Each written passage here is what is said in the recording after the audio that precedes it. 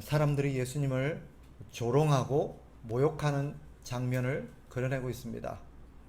어느 한 사람만, 한 부류만 그렇게 한 게 아닙니다. 예수님의 십자가를 바라보고 있던 거기 있었던 모든 사람들이 예수님을 조롱하죠. 31절에 보면 로마 군사들은 예수님의 옷을 벗기고 홍포를 입힙니다. 홍포를 입힌 까닭이 뭐겠어요? 왕을 흉내낸 것입니다. 왕들이 붉은 홍포를 둘러서 왕의 위엄을 나타내는 것처럼 붉은색 홍포를 입혀서 왕을 흉내낸 거죠. 생각해 보세요. 벌거벗겨 놓고 홍포를 입혔으니 얼마나 우스꽝스러운 모습이었겠으며 얼마나 사람들이 그걸 보고 조롱했겠습니까? 또 그들은 유대인의 왕이란 죄패를 예수님의 십자가 머리 위에 붙입니다. 유대인의 왕. 조롱의 뜻이었을 겁니다. 또 40절을 보니까 지나가던 사람들이 있었습니다. 그 십자가 옆을 예수님이 못 박힌 그 십자가를 지나가던 사람들이 역시 십자가에 매달린 예수님을 보고 조롱합니다. 뭐라고 합니까? 성경을 보니까 성전을 헐고 사흘 만에 짓는다고 했던 자가 아니냐라는 거죠. 그죠? 이렇게 말하는 거예요. 또 성전을 헐고 3일 만에 짓는다며 너 그런 능력이 있다며 라고 조롱하는 거죠. 근데 지금 십자가에 매달려서 왜 그러고 있냐라는 거죠. 그죠? 그렇게 능력이 많은 사람이, 그렇게 잘난 사람이 왜 그 십자가 하나 네 문제는 해결하지 못하냐라고 비웃고 조롱하는 것입니다. 대제사장과 서기관, 장로들도 예수님을 조롱합니다. 41절에서 43절을 보니까 그들은 뭐라고 조롱합니까? 남은 잘도 구원하면서 자기는 구원하지 못하는구나. 또 네가 하나님의 아들이라며, 너 하나님의 아들이라며.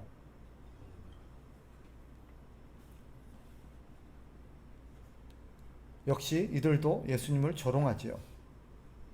더 기가 막힌 것은 예수님이 못 박히던 날 좌우에 두 강도가 함께 못이 박힙니다. 자신들도 죄를 지어서 사형을 당하고 있는 입장에서 십자가에 매달린 예수님을 욕하고 조롱합니다. 본문에는 그 내용이 생략되어 있어요. 하지만 다른 성경을 찾아보면 네가 똑같이 이 사람들과 조롱합니다. 네가 하나님의 아들이라며. 그러면 그렇게 매달려 있지 말고 너를 구원해봐. 우리도 좀 구원 좀 해봐. 라고 조롱을 하는 것입니다.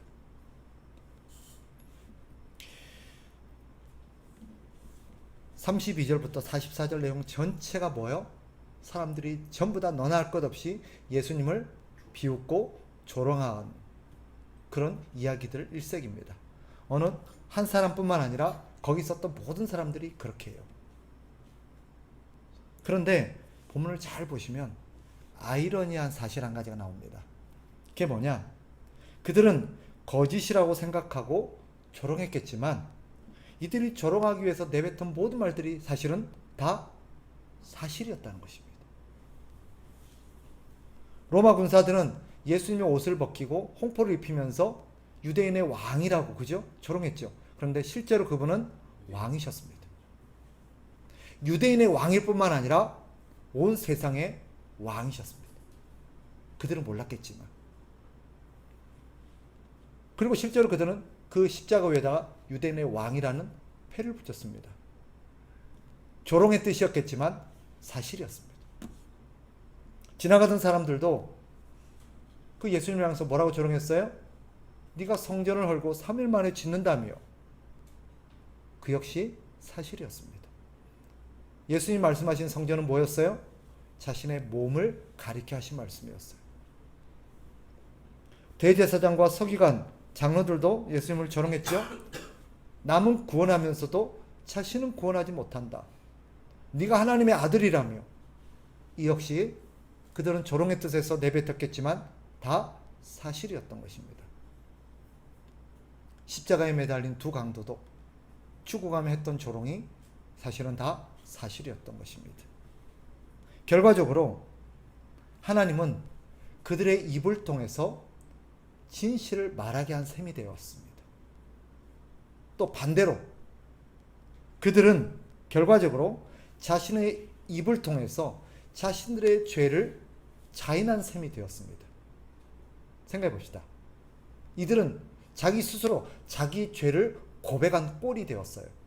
자기들은 그때까지 몰랐을 겁니다.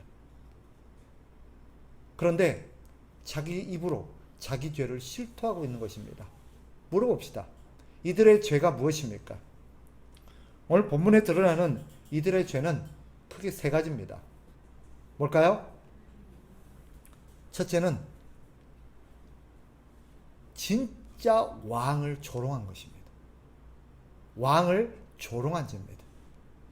그들은 놀리고 조롱했겠지만 실제로 그들이 조롱했던 그분은 왕이셨습니다.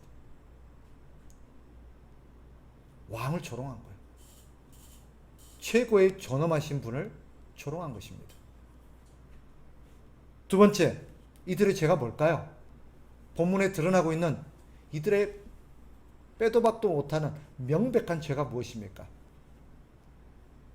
예수님의 말씀을 믿지 않은 죄입니다. 예수님은 스스로를 뭐라고 하셨어요? 하나님의 아들이다. 그런데 그들은 그 말을 믿지 않았고 비웃었습니다.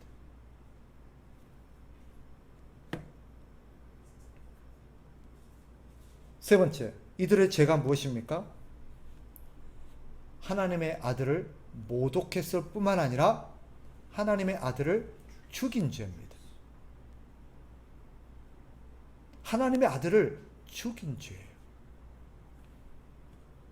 하나하나가 사실은 그들은 몰랐겠지만 감당할 수 없는 죄요, 죽어 마땅한 죄입니다.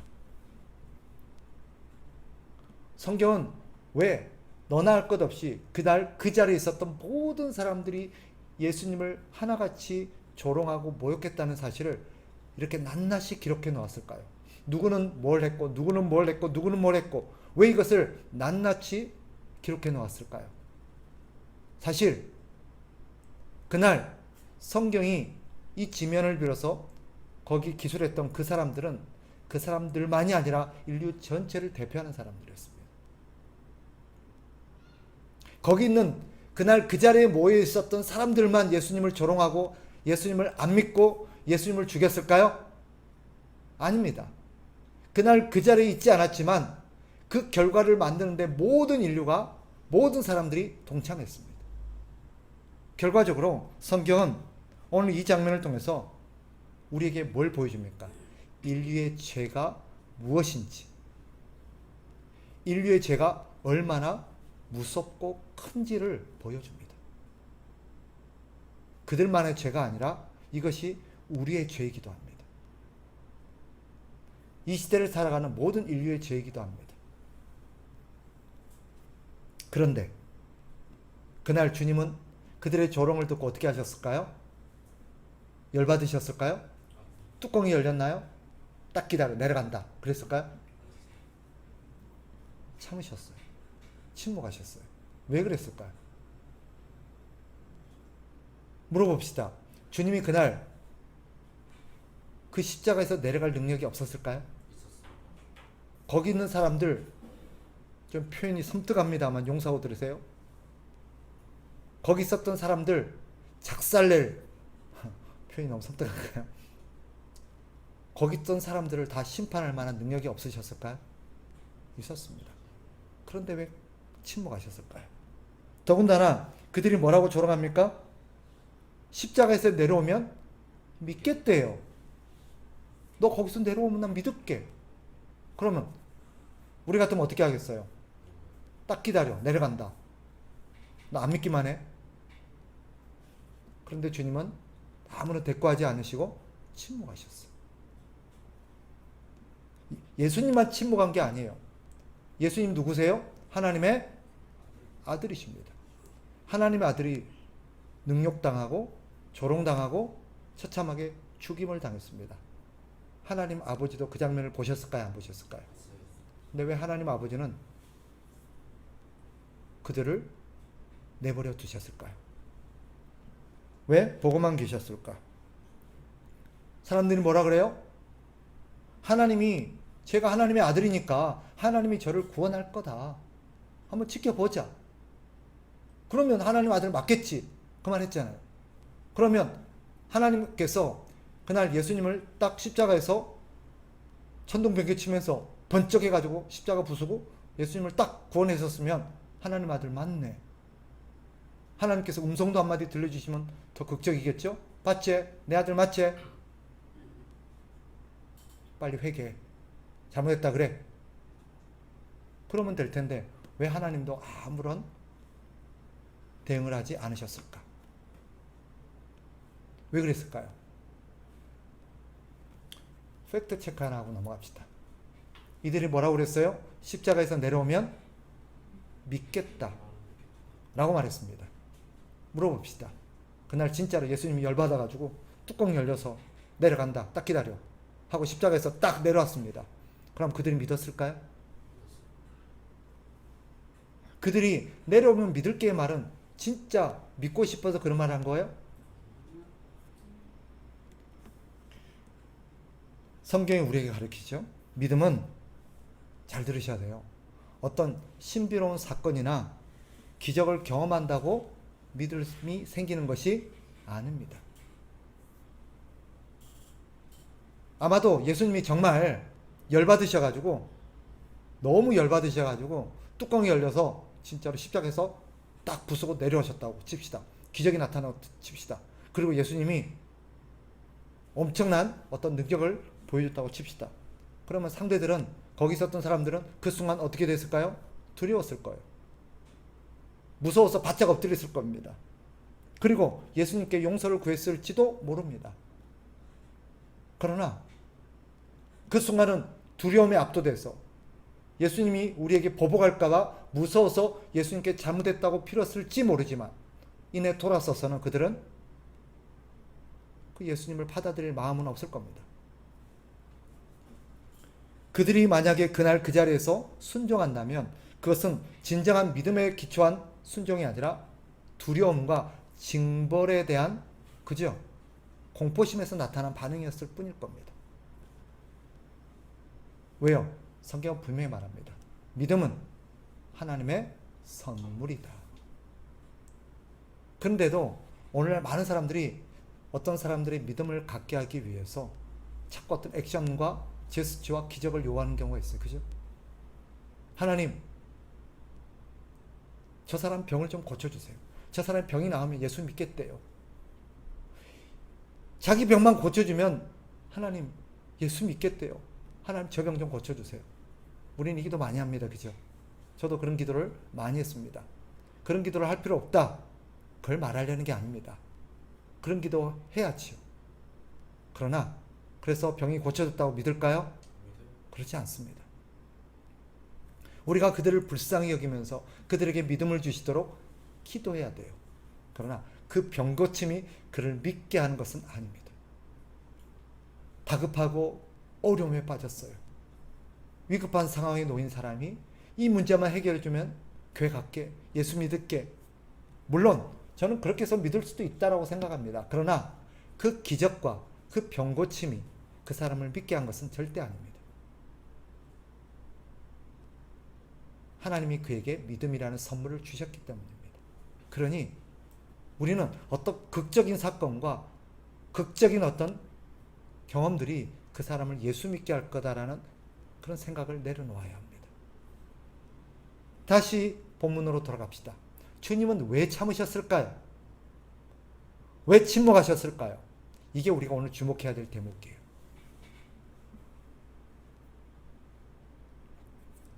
앞서 말씀드린 것처럼 그들이 내려오면 믿을게 라고 말했다고 해서 그들이 믿지 않을 것을 주님은 아셨기 때문입니다. 그런다고 그들이 믿을 것은 아니었고 그렇게 해서 믿음이 생기는 것도 아니기 때문입니다. 그러나 또 한 가지 중요한 이유가 있습니다. 주님이 그날 그 서름과 그 모욕과 그 조롱을 견디고 참아내신 것은 왜 그럴까요? 내 억울함, 내 수치, 내 모욕을 서력하는 것보다 뭐가 더 중요해요? 하나님 아버지의 뜻이 이루어지는 게 더 중요하기 때문입니다. 내려가면 내 억울함은 풀리고, 내려가면 내 체면은 풀리고, 내려가면 내 영광은 나타날지 모르지만 하나님의 뜻은 이루어지지 않기 때문입니다. 예수님이 십자가에 못 박혀 죽으신 까닭은 힘이 없어서가 아닙니다. 그것이 하나님의 뜻이었기 때문입니다. 우리 주님이 십자가에 죽은 것은, 그 십자가에 죽는 것이 하나님 아버지의 뜻이었기 때문에 자신의 힘과 능력과 모든 것을 내려놓았던 것입니다. 우리 하나님 아버지는 당신의 아들이 모욕당하고 무시당하고 죽임을 당하는 순간에도 왜 참으셨을까?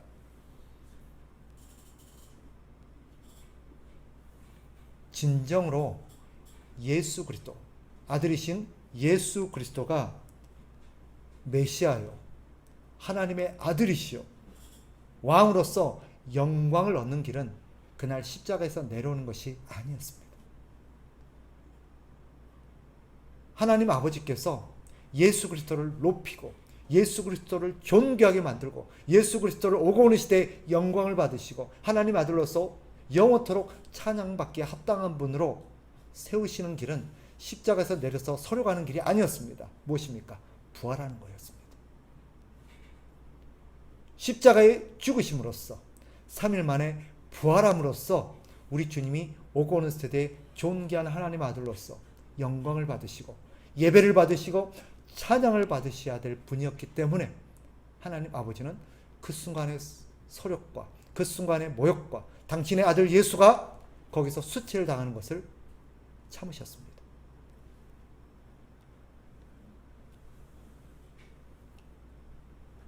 왜 하나님 아버지가 참으셨습니까? 부활의 길이 진정한 영광의 길이기 때문입니다. 이걸 기억하셔야 돼요. 우리도 살다 보면 얼마나 열받은 순간이 많습니까? 그죠? 얼마나 기분 나쁘고 자존심 상하고 수치스럽고 억울한 일이 많습니까? 때로는 뚜껑이 열리고 화가 나서 뒤집어 엎고 바로잡고 내 수치심을 서력하고 싶은 그런 순간들이 많을 겁니다. 그럼에도 불구하고 왜 또 생각하고 왜 또 생각하고 왜 또 참습니까? 우리 하나님 아버지께서 우리에게 원하시는 것이 무엇인가를 생각하기 때문입니다.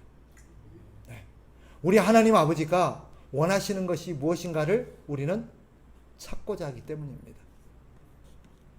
우리 체면보다, 우리의 서력보다, 우리의 이익보다 하나님 아버지의 뜻이 이루어지는 것이 더 중요하기 때문입니다.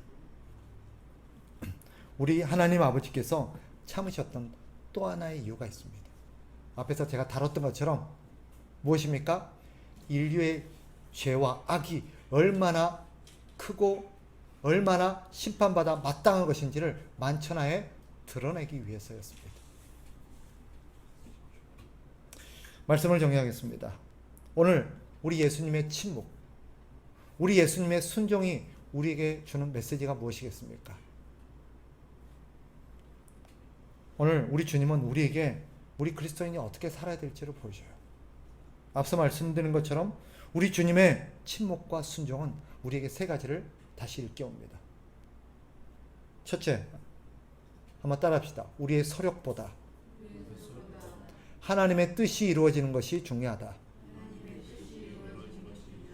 네. 그래서 우리 주님이 우리에게 내가 참은 것처럼 너희도 참아라라고 가르치시는 것입니다. 물론 모든 순간 모든 사건에서 참아야 되는 것은 아닙니다. 그러나 우리 하나님 아버지의 뜻이 명확하고 우리 하나님 아버지의 뜻이 분명한 것은 어떻게 해야 됩니까? 참고 견뎌야 합니다. 악을 악으로 갚으면 됩니까? 안 되죠. 우리 주님은 악을 어떻게 이기래요? 선으로 악을 이기라고 되어 있습니다.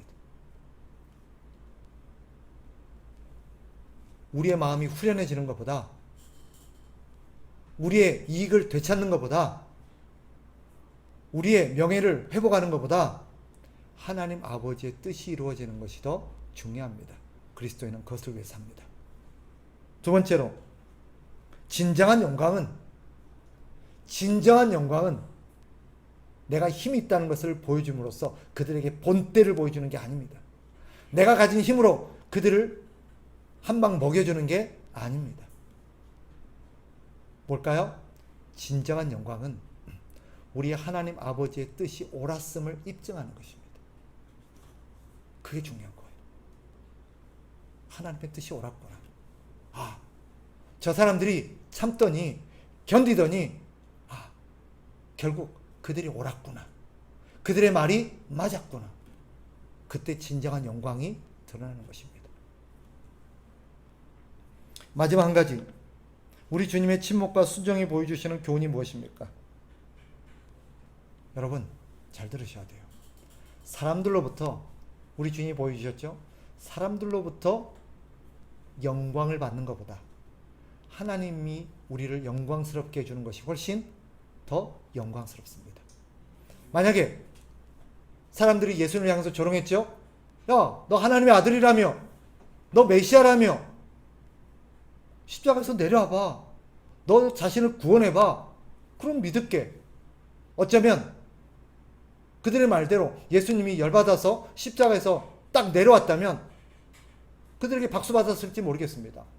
대단한 사람이었네, 대단한 분이었네, 사람들이 그를 칭송하고 위대하고 지켜보던 모든 사람들이 예수님을 추앙했을지 모르겠습니다.